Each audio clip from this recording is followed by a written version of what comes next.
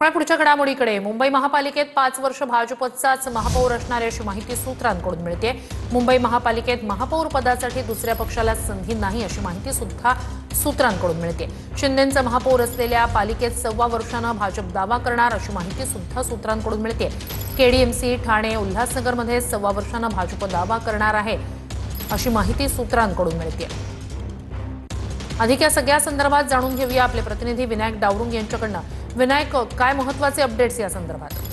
श्रुती, मुंबई महापालिकेमध्ये आपण जर पाहिलं तर भाजपचे संख्याबळ जे आहे ते अधिक आहे आणि शिंदेचं संख्याबळ जे आहे ते कमी आहे। त्यामुळे त्या फॉर्म्युल्यानुसार महापौर जो आहे तो भाजपचाच असेल हे आधीच ठरलेलं आहे।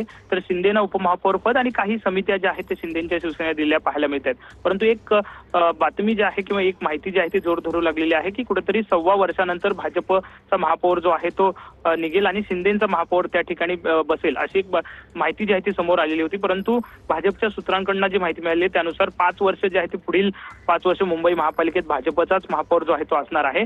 आणि जर असा काही दावा जर झाला तर मग भाजप शिंदेचे ज्या ठिकाणी महापौर आहेत त्या ठिकाणी भाजप सुद्धा दावा करेल अशी माहिती जी आहे ती सूत्रांकडून मिळाली। नक्कीच महत्त्वाची घडामोड आहे। मुंबई महापालिकेत 5 वर्ष भाजपचाच महापौर असणार आहे अशी माहिती सूत्रांकडून मिळते। 1.25 वर्षात संदर्भात काही माध्यमांमधून बातमी समोर आलेली होती, मात्र त्याबाबत भाजपकडून आता जर अशी मुंबई महानगरपालिकेसंदर्भात दावा करण्यात आला तर इतर महानगरपालिकांसाठी सुद्धा भाजपकडून दावा केला जाईल अशी माहिती सूत्रांकडून मिळते।